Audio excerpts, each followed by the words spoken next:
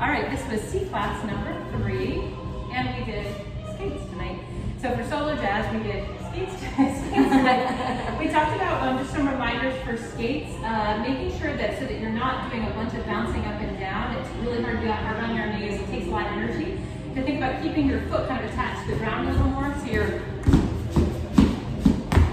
kind of chugging. Sorry, I'm Thinking about going like straight, linear, rather than up and down. So it's kind of keeping that chug like a foot on the ground.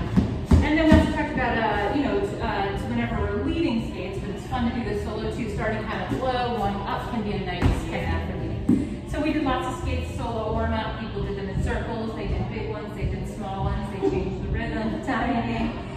Then we did some partner things. We went back to one of the moves that you guys learned week 1 with tacky annies, and it reminds you of that. We practiced it. I don't know if people really got that with me. Started with a side pass. 1, 2, 3, and 4. Leads fold in with a step. Oh, we're off camera. Sorry. Here we go. We're doing some tacky annies. And then leads could triple step out of it anytime that they've stepped on their left foot. So leads, if we're doing the exit there, if we're doing tap, step, and you do triple step, and then we're set up for another side pass, turning towards your left shoulder. and follows. We're just doing a step most of the time, although I have to say that time I did not do that. I went tap, ball change, because for whatever reason that's what I felt. But yeah, it works either way. So then we decided to do some skates tonight with that. So we did 1, 2, 3, and 4. Boom, while we did a rock step skate. Sorry. Yeah, let's start over here a little bit. Sorry, I'll make it smaller. 1, 2, rock step. Maybe going a little less momentum just to keep us on camera, but it is helpful whenever you're leading this leads. Well, first of all, connect right with the shoulder, like put your follows hand right on the shoulder so your bodies are connected. You want to make sure you have a good rock step, and then you want to make sure you have a little bit of momentum as you're going in a direction so your follower isn't just kind of questioning what's going on, but they really feel like they're going on.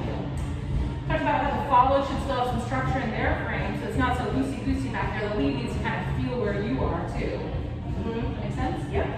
So then we practice the difference between those and straight side passes. One other thing we should add, so if there's a height difference, we did have a little modification for height We differences. did. Let's do it actually this way so you can see. We did this 1, 2, flip the hand over. Maybe we should face like this way. Yes.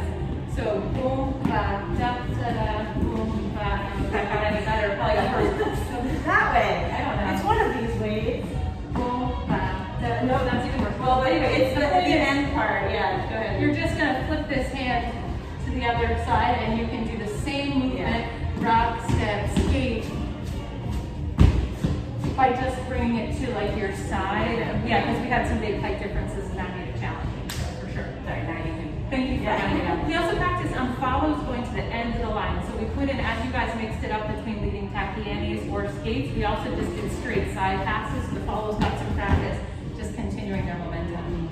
Then we did some swing out variations. The first one was for a follow, look like this. 1, 2, 3, and 4, 5, 6, 7, 8. Leads, we're just practicing keeping your basic rhythm going while follows are doing something else, which is its own challenge. We talked about leads, making sure you release soon enough. I got some feedback after class that maybe some of the leads were hanging on a little too long and it made it hard for the variation to happen. So leads, make sure you release right after 5, right at 5, wherever that moment is. 1, 2, just in time for boom, so they have plenty of freedom to do their variation and kind of skate out. And if you had your heart set on that variation and you were not let go until you were already facing the lead, you could make it into a mashed potato, 5, 6, 7, 8. You could kind of accomplish the same feeling. Or you could just wait till you get to someone who leads you a little bit. Another time. And then we also talked about follows, not to pull your leads off of their basic footwork. You want to skate out, but you don't want to tug your lead with you. You're going to just stop at the end of the rope like you normally do with a swing out and have it be nice and light at the end so that you're not sort of... Yeah, and also we didn't talk about this, but making sure that this connected arm is super relaxed. Because if you're skating and you're starting to get really tense, you're going to also pull your lead off balance as well. So many things to think about. And we did one more, we did this. So 1, 2, 3, and 4, 5, 6, 7, and 1, 2, 3, 5, 6, 6, 7, around, step out. So for this variation, we wanted to actually take, rather than going to the side, we actually wanted to take the follow's energy back to make it just sort of a really smooth transition. And you can be kind of rotating as you go from mashed potatoes to skates, mashed potatoes. At the end, when you're in the mashed potato zone, you can just drop a step out of it, but you want to keep in mind that as you are going backwards, keeping forward on your feet so that it's easy to lead and follow. We're not too far back on our heels.